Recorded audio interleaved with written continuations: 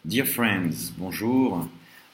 Even if I cannot be with you today, I would like to thank you for giving me the opportunity to talk about Romania after 1989 through this recorded video here in Brazil, in Rio de Janeiro. I would like to thank Stephanie and Matt for inviting me to this seminar and organizing these wonderful talks. My intervention will consist in three parts, in three basic parts, where I will first talk about some aspects of Romania before '89. It will be the first part. I will talk about some basic features of Romania political life before '89. In the second part, I will unpack some basic features of the regime change in Romania in '89. I will explain some political aspects of the change in Romania in December '89. It will be the second part.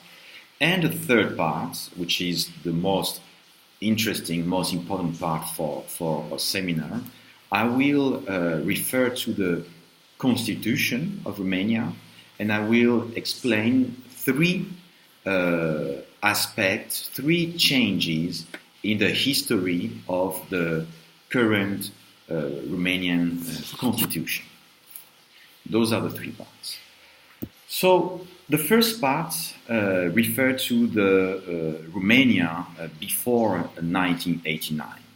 I will briefly highlight three features of Romania before '89. Firstly, Romania was a highly personalized regime. We have a personality cult of the state leader of Nicolae Ceausescu and Elena Ceausescu. We had a highly personalized nature of political power with this personality cult of the state leader that actually Nicolae Ceausescu took import from North Korea.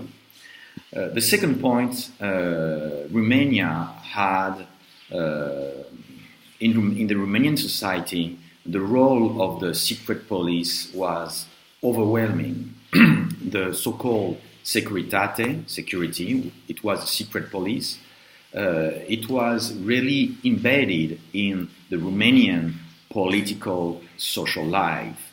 It was both an instrument of the Ceausescu dictatorship and also a state within the state. I just remember the book of Patrick McGuinness, The Last 100 Days, Les Derniers 100 Jours. Patrick McGuinness, this author in this novel, explained the role of the Securitate. And the third point is of the political situation of Romania before '89 is the Romanian economic collapse, catastrophe in the '80s. Romania was really in a bad economic and social situation in the '80s, and it was due in particular to Ceausescu economic policies, like he wanted to pay off all the Romanian external debt in order to take the country out of the IMF.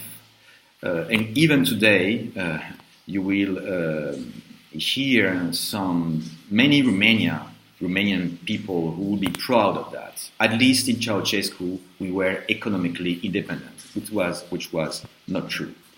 So it was the first introduction of my talk, the aspect of Romania before '89. Now I will explain the second part, that is the Romanian regime changes in 1989. So in Romania, and differently from other countries such as Hungary and Poland, that I'm sure you have seen and you will see in the seminar, in Romania we didn't have a kind of negotiated revolution. We didn't have any kind of reforms or political reforms or social reforms. There were really a suppression, elimination of any possibility of political and economic changes or political or economic reformism. Also, there were really few oppositional parties, oppositional forces that were organized in the decade before the collapse of the Ceausescu regime. And within the party elites, there were actually few or no reform-oriented faction within the Communist Party. So, for many years, Ceausescu relied on the autonomy of Romania from the Soviet Union, allegedly from the Soviet Union. You know that, or remember that Romania was apparently different, separated from the Soviet Union, and Ceausescu wanted to be separated from the Soviet Union, and he sold that to the Western world and to the Romanian. But actually, it's another story. It was actually a strategy of the Soviet Union to show a different face to the Western world.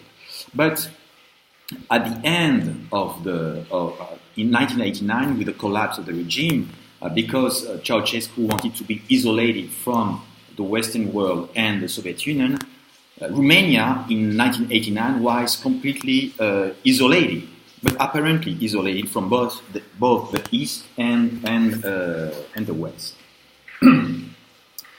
So you will remember in December 1989 we had a profound change in Romania, a profound rupture in Romania with violent revolutionary changes, with the execution in December 89 of the Ceausescu.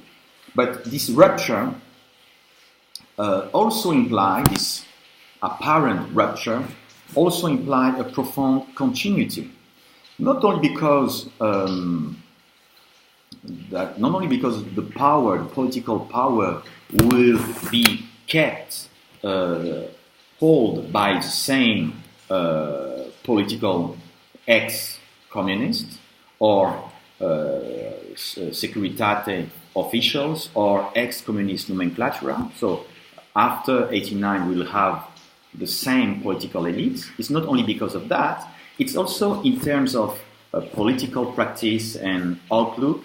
The constitution and the political mood will still be based on an ethno-nationalist definition of the Romanian life, of Romanian society.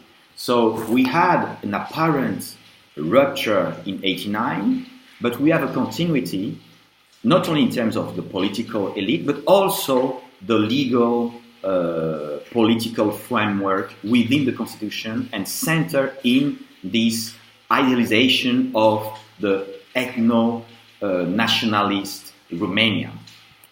So now I will talk about the third part, that is the history, the basic feature of the history of the constitution in Romania in after 89, and I will highlight three aspects, three moments.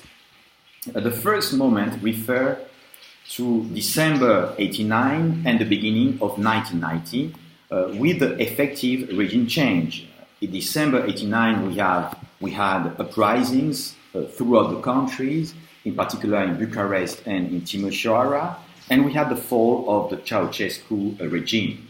With the fall of the Ceausescu regime, we have the implementation of the so-called NSF. The so-called NSF was the Transitional Political Council of the National Salvation Front. So it was a Salvation Front.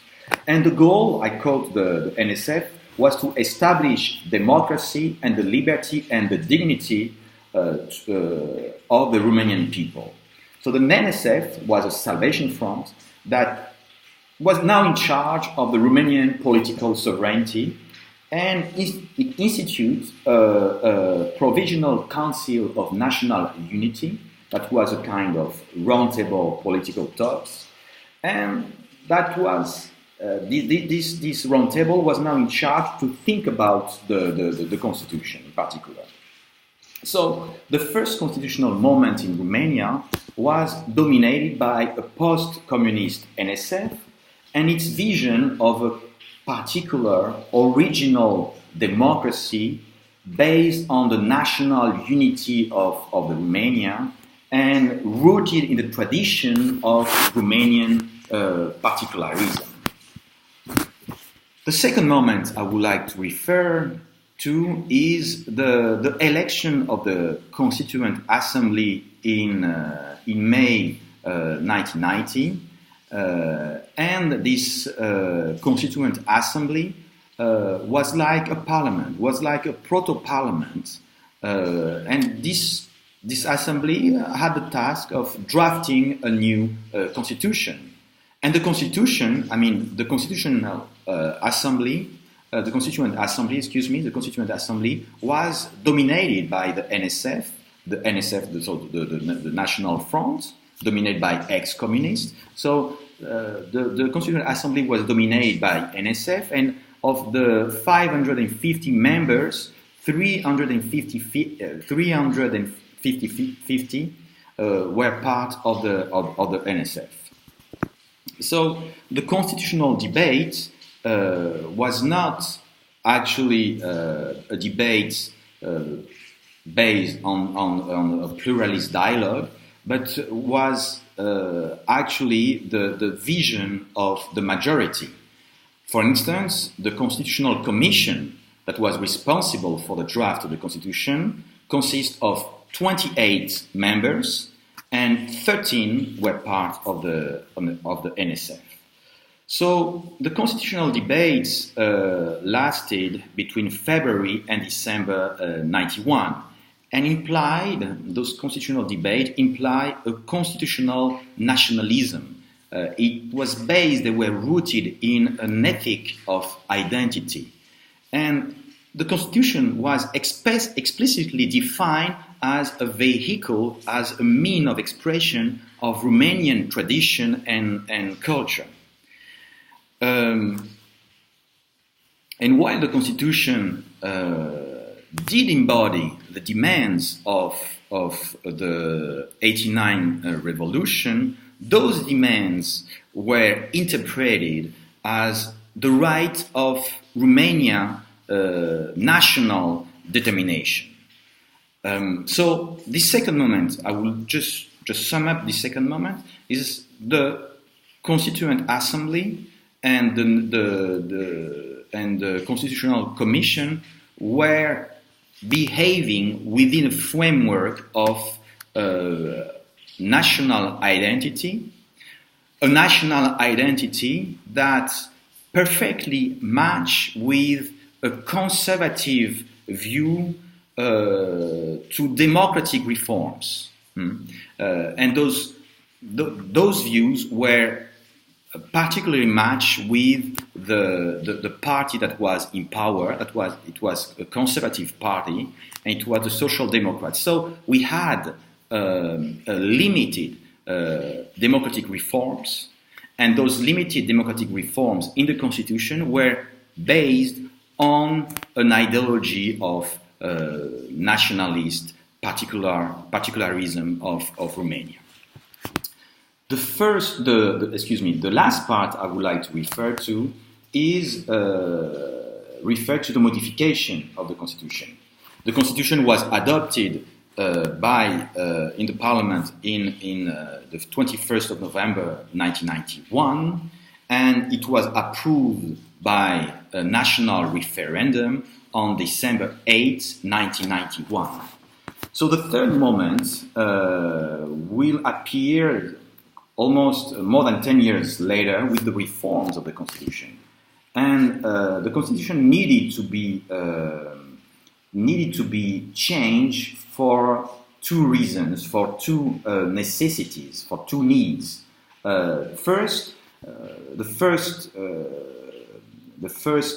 the first necessity was the adoption of the acquis communautaire and the upcoming membership of Romania to the European Union, and implied those modifications in the 1991 Constitution.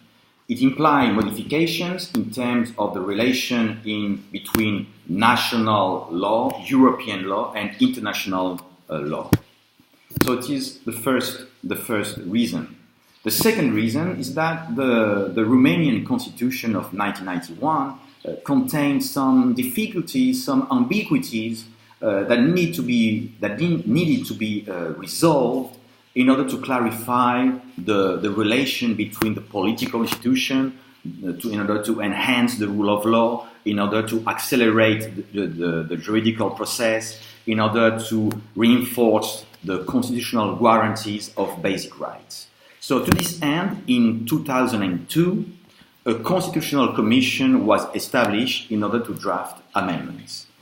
And so what we see is that those amendments, those reforms, imply a change, a shift away from the nationalist, ethnocentric point of view of the original constitution.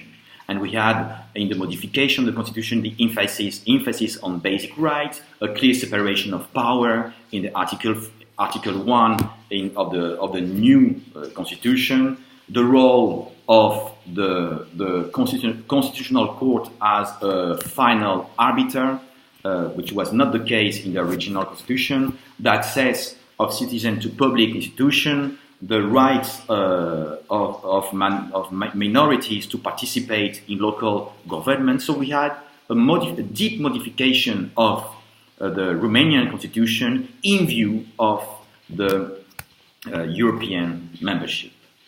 So that was the three moments I wanted to show you, to present you, to introduce you in relation to Romania, and hopefully those three aspects will enable us to talk a little bit more and to understand a little bit more the current situation, not only in Central Europe, but also its relation with Europe, with the European Union framework today. Thank you very much. Merci.